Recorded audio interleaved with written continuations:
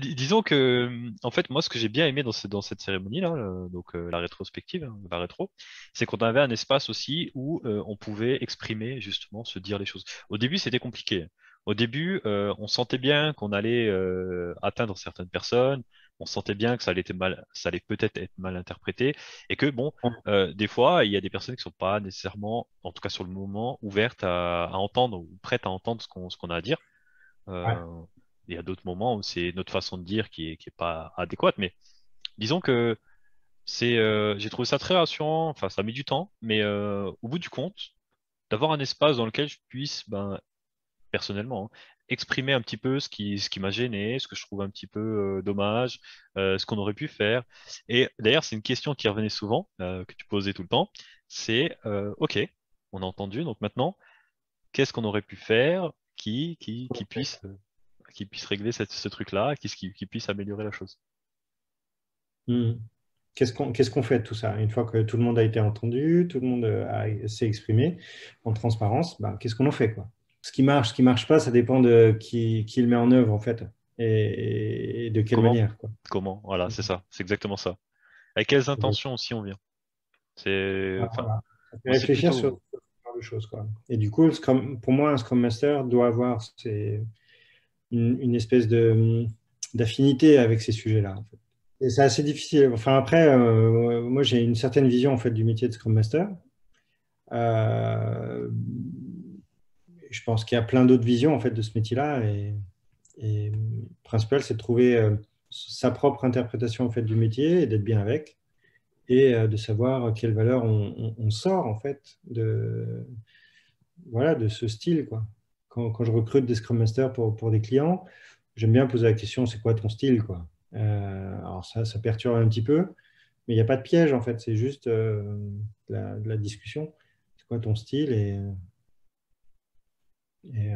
c'est quoi tes valeurs, quoi. Donc il y a plein de, il y a plein de petites techniques d'entretien justement pour ça qui sont intéressantes, justement pour favoriser la conversation, parce que récemment j'ai fait un entretien d'un Scrum Master justement, et le client que j'accompagnais Mhm. a plutôt tendance à énormément parler de son contexte, de son projet, de ses difficultés, de son contexte, enfin de tout.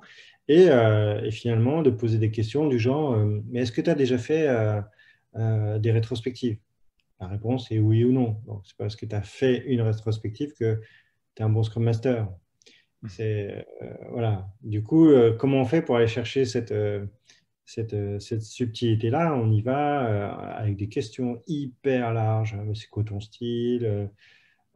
Tiens, il y a des cartes avec des valeurs. On les ordonne chacun de notre manière, comme on les entend. Et après, on voit ben, ce qui matche pas, et pourquoi ça matche pas. À la limite, que ça matche ou que ça matche pas, on s'en fout. Ce qui compte, c'est la conversation qu'il y a derrière. Parce que c'est dans la conversation que le non-verbal aussi y passe, quoi. Et qu'on on s'accorde, on match en tant que personne, quoi. Voilà. Et puis, on sent plus de choses dans ces moments-là que dans des réponses radicales sur des questions fermées, quoi. J'ai une question L'apprentissage. qui concerne plutôt le partage. Est-ce, qu'est-ce que tu conseillerais à quelqu'un qui souhaite déjà devenir Scrum Master ou qui voudrait s'orienter dans ce sens-là? Il y a, je pense que il y a quelques bouquins. Euh, et je crois il y a des bouquins de Claude Aubry. Je les ai là, en plus, je casse tout. Euh, on parlait des bouquins. Donc, il y a Scrum, donc, le bouquin de Claude Aubry. Mhm. Il a fait un autre bouquin aussi qui s'appelle L'art de devenir une équipe agile, qui est vraiment chouette. Après, il y a un bouquin sur de la pédagogie. Il existe en français, je dois avoir un lien en français, voilà, sur un drive. Ok. C'est Training from the back of the room. Ça, voilà, c'est vraiment pour changer de posture sur les concepts, sur la formation, sur la transmission. Mhm. Euh, il y a aussi un bouquin d'un gars que j'aime beaucoup qui s'appelle Thierry Cross, Spécifié Agile. Ok. Et il y a ce bouquin-là de Game Storming. C'est voilà, transmettre, innover par le jeu. Voilà. Donc ça, ce sont des bouquins, des références. C'est bien de les avoir à la fois comme des dictionnaires, mais aussi à la fois comme des romans pour varier un petit peu les processus d'intégration, de mémorisation. C'est aussi voilà, de rencontrer des gens dans la communauté Agile. Là, j'ai intégré l'équipe de Agile Tour. Il y a plein de Scrum Masters, il y a plein de PO, il y a plein de devs qui sont intéressés par ces questions-là. Rencontrer des gens, s'immerger, se jeter à l'eau, en fait. Euh, voilà, essayer voilà, d'observer, passer beaucoup de temps à observer, aller poser des questions au coach agile, au Scrum Master, faire des vies ma vie, ce genre de choses, parce que ça peut être bien décrit dans les bouquins de Claude, mais la réalité est vraiment très, très variée, quoi. Voilà. Donc après, je recommanderais aux personnes qui souhaitent en tout cas s'orienter dans cette direction-là, bah, d'avoir en tout cas un petit travail sur soi aussi, une petite réflexion personnelle. Euh, et, euh, et d'essayer de voir un petit peu les relations et de travailler sur les relations en fait, voilà, sur la communication, sur la communication interpersonnelle, hein, pas la com d'événements, trucs comme ça, mais sur la communication interpersonnelle, sur voilà, les notions d'intention, de présence, d'écoute. euh, voilà. Et ça se. Voilà. Moi, je trouve que les musiciens, ils ont un atout pour ce métier-là. Mhm. Parce qu'en fait, bon, voilà, il y a une exigence de qualité, il y a une exigence de musique, il y a une exigence de compréhension par autre chose que les mots. Il y a une notion de rythme qui doit être le même pour tout le monde. Voilà, il y a des choses vraiment utiles dans la musique et il y a des choses utiles aussi dans l'artisanat. On en revient à la question du début. Ben, on se démerde, on a un problème, et du coup, il faut qu'on trouve une solution, mais on connaît pas, on n'a pas la moindre idée de la solution. Du coup, comment on fait? On expérimente, on fait c'est énormément de bon sens, mais voilà. Donc, c'est avoir plein d'expériences et avoir une espèce de conscience aussi de son métier, de son rôle, malgré, malgré le fait que ça se voit pas vraiment ce qu'on fait, quoi. Voilà. Donc, un Scrum Master qui fait rien, c'est un super Scrum Master. Ah, j'attendais celle-là. Mais tu as raison, quelque part, c'est qu'il a bien fait son travail, il a bien fait les choses. Il veille, Non, comme tu disais, à ce que tous les engrenages tournent comme il faut. voilà, c'est ça. Après, il y a des mauvaises compréhensions en fait, du travail de Scrum Master qui reviennent à dire, bon, bah, en fait, le Scrum Master, c'est le chef de projet, du coup, il nous rend des comptes, il fait des reporting, Mhm. etc. Ouais, ok, on peut faire du reporting si on veut, mais si ça sert à l'équipe, quoi. Et le Ok. reporting, il faut que ce soit un truc qui soit lu et demandé et qui serve. Et que quand moi je fais un reporting, ben, soit il me sert à moi, ok, soit il sert à l'équipe, genre, bah, ok, on a progressé à telle vitesse, on a telle capacité, on a telle tenue des engagements. Bah, le but, c'est pas de se faire taper sur les doigts, c'est juste de se dire, bon, bah là, on a une matière sur laquelle on peut travailler tous ensemble pour s'améliorer. Mhm. Tiens, notre tenue de l'engagement, elle est pourrie, quoi. Donc, on annonce 20 et on fait 10, bah, travaillons là-dessus. Si ça vient de l'équipe. Mais quand ça vient pas de l'équipe et que l'équipe choisit d'autres sujets, genre ben voilà, nos environnements de travail ne sont pas bons et notre manière de nous parler, elle n'est pas bonne, et ben, on ne peut pas adresser tous les sujets en même temps. Donc, c'est pour ça que le plan d'amélioration continue, il est géré par le Scrum Master, mais ceux qui sont à la manœuvre, c'est tous les autres, c'est l'équipe entière en fait. Voilà. Bonne Et la réponse. mauvaise compréhension, c'est le manager qui va dire que le Scrum Master, c'est un chef de projet qui doit fouetter ses équipes, savoir combien chaque dev produit et mettre des plans d'amélioration pour chaque dev pour que ça corresponde. Voilà. Voilà, bon. En tout cas, moi, quand on me prend, quand on m'embauche, on m'embauche pas pour ça, quoi. C'est une bonne caricature, mais en tout cas, ça doit parler à du monde, ça, Et je vois malheureusement. des managers qui bougent, hein, c'est chouette, hein, des gens qui étaient extrêmement rationnels et qui avaient besoin de contrôle Mhm. vraiment de manière très détaillée et Ouais. qui apprennent à lâcher. Et alors, c'est pas simple, hein, c'est pas simple, hein, parce que Oui, quand tu es habitué à tenir tout avec des petits chiffres de partout, etc., qu'à un moment, il faut que tu lâches, il y a une part de toi qui te dit, mais qu'est-ce qu'ils vont glander, quoi. ouais. Et, Bon, euh, et en fait, voilà. Donc, il y a aussi un travail de créer de l'assurance, accompagner aussi le manager dans cette transition-là. et Et ça, qui c'est va être- important aussi. Tu viens de mettre le doigt sur quelque chose de très important qu'on n'a pas abordé. C'est aussi cet aspect, quand on parle d'accompagnement, c'est pas nécessairement que les devs ou que le PO. Il faut aussi que les devs facilitent enfin, l'échange avec les PO, avec le Scrum. Et ça vient de tout le monde, quoi, hein. Tout le monde doit la faciliter. collaboration, un des rôles premiers du Scrum Master, c'est de favoriser la collaboration, pour que la collaboration devienne un élément de culture d'équipe. Que la collaboration, c'est la base. C'est si on a un problème, on, on lève le nez et on va parler. Et on va chercher des réponses et voilà, on se dit, on se bouge et on va chercher l'information. Et si on est bloqué, l'information, elle va circuler à travers la collaboration. Enfin, c'est par la collaboration et la qualité de la collaboration qu'on va devenir une équipe géniale. Et voilà, c'est la seule certitude qu'il y a dans Scrum. La transparence, l'inspection et l'adaptation. Et tout ça, c'est la collaboration. Voilà, pour favoriser la collaboration. Très enrichissant. Compliqué à comprendre, hein. C'est pas compliqué à comprendre en Ah, fait, c'est hein. pas facile, c'est pas facile. Par contre, Mais c'est il faut faire. pas facile à mettre en œuvre. Ouais, c'est ça. C'est ça en fait. C'est facile de comprendre la théorie, mais après, pour la mettre en pratique, faut se poser les bonnes questions. Et des fois, elles viennent pas de nous-mêmes. Il y a des moments où elles viennent d'autrui. Donc, faut être prêt à recevoir, même d'une personne qui potentiellement nous rebute. N'est-ce pas, mon cher Luigi? Pas de quoi tu parles. C'est- disons que dans certains cas, on n'est pas toujours prêt à recevoir certaines choses, ce qui fait que c'est pas nécessairement la personne, mais c'est plutôt l'aspect me dire ce que je dois faire ou ce genre de choses. Des fois, il faut mettre un petit peu l'ego de côté, se dire bon ben voilà, il a peut-être raison. Et puis c'est comme ça, hein. Non pas que ça a été le cas avec toi, mais disons que c'est une étape qu'on a pu traverser aussi sur le projet sur lequel on a travaillé. Et du coup, voilà, je partage ce petit ressenti. Dernière question, après je te laisse tranquille. Ah oui, Euh, que penses-tu, ou alors est-ce que tu as un avis sur l'apprentissage par le jeu? Est-ce que ça te parle tout ça?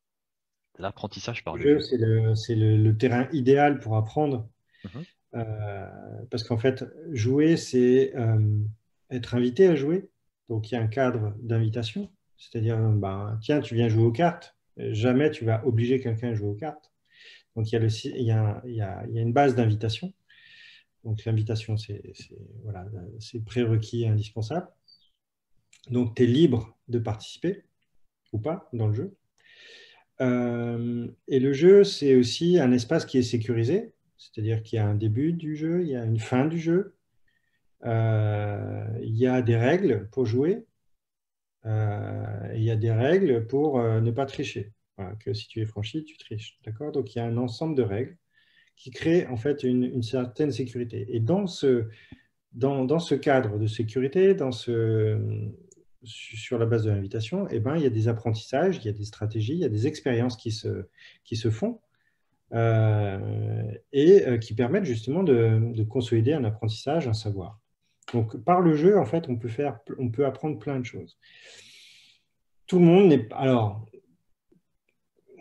souvent, le jeu, là, dans les serious games, ce qu'on appelle serious games, c'est des jeux, en fait, qu'on fait en entreprise. Alors, souvent, on caricature avec les Lego, les trucs comme ça. Ben, mine de rien, en fait, c'est, on va pouvoir modéliser en 1 heure et demie avec un groupe de 10 personnes le déroulement de Scrum, typiquement. Et en 1 heure et demie, on peut avoir une formation hyper puissante sur Scrum, juste avec un jeu d'1 heure et demie. Ok, ça, c'est séduisant, hein. Eh oui. Et on on apprend, on expérimente, on se met dans la peau, voilà, on découvre, voilà, et on apprend énormément de choses. Euh, la difficulté, c'est que dans les organisations très, très hiérarchiques, le jeu va être, au même titre que la bienveillance, rangé dans le placard à bisounours. Ah, c'est bon, on est des vrais pros, tu vas pas nous sortir des Legos, etc., etc. Sauf que c'est pas le jeu qui compte, c'est la discussion que va générer le jeu qui est intéressant. C'est l'expérience, c'est pas juste une croyance issue d'un PowerPoint, de l'interprétation d'un PowerPoint, on dit, OK, où on est affalé derrière une table et on chope du savoir et on se fait sa propre compréhension du savoir. Mhm. Dans le jeu, on fait une expérience collective. Et déjà là, en fait, on sort un petit peu de on se décentre. On est obligé de faire preuve d'empathie, d'être à l'écoute. Tiens, si je joue tout seul, en fait, ben, ça ne sert à rien. Voilà, et du coup, ça crée un espace, un environnement de découverte, d'apprentissage qui est juste excellent, quoi. Voilà. Et donc, souvent, on joue pour apprendre. Et même pas jouer, c'est apprendre, en fait, hein. Le travail des enfants, c'est de jouer. Ok, quand on voit un petit qui joue, en fait, il est en train d'apprendre. En fait, il joue pas, il est en train d'apprendre. Il joue, il met des carrés dans des cubes, dans des carrés, des trucs comme ça, et il n'est pas en train de jouer. Il est en train d'apprendre. Sauf qu'on appelle ça jouer. Et en fait, nous, travailler, ça pourrait être aussi jouer, quoi. Voilà. Enfin, mais c'est délicat quand tu arrives dans une organisation très hiérarchique ou un petit peu, voilà, où la culture est très traditionnelle. Ça peut être mal perçu Arriver aussi. arriver avec du jeu, ça peut être compliqué. Ouais, ouais, ouais. Ça peut être mal perçu, vu autrement, un petit peu en se disant, voilà, on a toujours fait comme ça, de mon temps on faisait comme ça. Non, non, on fait pas ça, ce genre de choses. Ou alors, Et après, on peut le tourner différemment, c'est-à-dire que tu vas pas sortir tes Lego et tes cartes quand tu arrives dans une boîte hyper traditionnelle. oui, Tu vas arriver avec des jeux, des expérimentations bah ouais, on va essayer de fabriquer une application pour de vrai, avec des vrais ordinateurs. Voilà, et donc tu bétonnes un petit peu ton agenda, ton ordre du jour, ton processus de réunion, etc. Et tu l'enjolives de trucs très très pro et ça passe mieux. Mais peu importe la forme que ça prend, tant qu'il y a une expérience qui est vécue, par l'expérience, c'est beaucoup plus simple.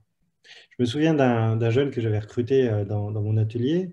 Euh, il était arrivé, ouais, je suis stagiaire en CAP, je vais vous faire gagner du temps, de l'argent, je vais vous réparer des guitares, je vais vous fabriquer des guitares, etc. Très bien. Bah, tu vois, là, il y a une guitare, il faudrait la réparer. C'est quoi ton diagnostic? Donc, il me fait le diagnostic, je n'étais pas trop loin du bon diagnostic, et je lui dis, bah, écoute, si tu as un peu de temps, je te propose de faire cette partie du diagnostic et d'y aller. Tu as besoin de quoi? Il m'a dit, bah, j'ai besoin d'une scie, d'une pièce, d'un truc. Et voilà. Je lui sors la moitié de mon atelier pour un tout petit truc. Et on a fait l'expérience. Et en fait, à travers l'expérience, moi, j'ai appris, je l'ai vu fonctionner, je l'ai vu se démonter, je l'ai vu transpirer, je l'ai vu travailler, je l'ai vu s'acharner. J'ai vu énormément de choses. Et lui, il a découvert énormément de choses aussi sur lui à ce moment-là, parce qu'il a fait une expérience et pas juste un beau discours. Et à travers le jeu, et en fait, le test que je lui ai fait, c'était pas un test. Pour moi, c'était un jeu, mais j'aurais pu être plus sympa, c'est vrai. Et il s'en souvient très bien. Et voilà, et l'expérience, on s'en souvient en fait. Parce qu'en fait, on va la vivre vraiment avec ses mains, son corps, ses yeux, sa tête et tout. et la question que tout le monde se pose, du coup, c'est aller plus loin avec cette personne-là ou... Ah bah oui, parce qu'il a fait preuve de grande qualité d'humilité. Il y a des choses qu'il a très très bien faites. Je me suis aperçu qu'il ne savait pas du tout réparer la guitare, mais par contre, il savait très bien préparer les instruments et soigner le vernis et ce genre de choses qui n'étaient pas demandées. Mais il m'a pété une scie, il m'a fait sortir tout mon atelier, etc. M'a permis de découvrir dans son expérience et dans sa manière de conduire son expérience d'autres qualités qu'il avait qu'il ignorait lui-même. Magnifique. Et du coup, il est devenu le vernisseur en fait de l'atelier. Et, et voilà. Et, C'est beau. et c'était, voilà, il avait une grande qualité pour ça. Il n'était pas C'est très c'est- bon pour le réglage de guitare, mais il était très bon pour la finition en fait des, des bois et des pièces, quoi. c'est un très bon exemple. J'ai beaucoup aimé cette petite, cette petite anecdote. J'ai appris beaucoup aussi, hein. Ah Ouais. bah, Enfin, j'imagine. typiquement, et donc les tests qu'on fait là quand on recrute un dev, etc., ben, c'est un Mhm. petit peu ça, mais je suis pas certain que voilà. Et en tout cas, recruter un Scrum Master sur la base de l'expérience, c'est pas évident, quoi. Parce que ben, il faudrait qu'il y ait deux personnes en conflit, qu'il y ait deux personnes dans une situation très très spéciale. Il faudrait une mise en situation qui implique plein de gens. Je pense que c'est délicat. Du coup, c'est beaucoup de feeling et des questions méga ouvertes pour favoriser la conversation. Voilà. Ouais, je pense qu'il faut aussi laisser libre l'espace aussi à la personne de s'exprimer. Tu parlais de questions ouvertes tout à l'heure, tu disais qu'il y a certaines personnes qui sont là à poser des questions sur lesquelles on peut répondre oui ou non. Et du coup, ça nous en dit pas beaucoup plus sur la personne. Tandis que en posant des questions ouvertes, des fois, la personne nous emmène dans des endroits qu'on ne soupçonnait pas nécessairement, quoi. Comme tu l'as fait pour la personne Mm. qui t'a fait sortir la moitié de l'atelier. Péter, coûtait super cher. Comment? Il m'a pété une scie japonaise qui coûtait super cher. Et du coup, je le remercie, tu vois, parce que sans ça, on n'aurait pas eu cette anecdote. Mais Voilà. comme, du coup, elle aurait pu considérer ça comme un échec, elle est au bout du truc. Et toi, ça t'a convaincu que c'est pas une scie, ça coûte super cher, peu importe, mais euh, derrière, tu sais ce que tu as gagné derrière. Tu vas travailler avec une personne qui va Marrant, t'apporter c'est quelque chose. qu'après, il y a eu plein de stagiaires qui sont arrivés et qui voulaient venir bosser dans cet atelier. Ok. Ils savaient tous que les entretiens étaient mortels. Donc, Ah ouais, quand ça se passe bien, ça se sait généralement. je me trouvais plutôt sympa, moi, je sais pas. Donc, Ah, t'as bien aimé? il doit être un peu sadique, ça doit être ça. Ah, disons qu'il y a des personnes qui demandent que ça. Ça, je le sais, pour être un petit peu comme ça, c'est qu'on attend souvent, on espère qu'on nous donnera l'opportunité de montrer ce qu'on vaut, ce qu'on sait faire. Et c'est ce que tu as fait avec cette personne-là, malgré le Euh, fait que elle ait eu quelques petites erreurs, mais c'est pas l'erreur qui est le plus important, c'est le cheminement. c'est comment elle s'est adaptée à ça. Et ça, c'est complètement transposable en fait sur une équipe Scrum, quoi. Hmm, complètement. Typiquement, là, on est en train de réfléchir sur comment on gère une documentation sur un projet. Mhm. C'est compliqué, hein, parce qu'il y a les usages, les habitations, les plateformes, le mode de production, Les besoins? l'image, le niveau de finition des docs. Enfin, où est-ce qu'on les met pour que ça corresponde à l'arborescence personnelle de chacun? Super compliqué, quoi. Il y a Mhm. plein de dimensions, en fait. Ouais. Donc, en fait, quand c'est comme ça, ben, on lance un truc et on inspecte.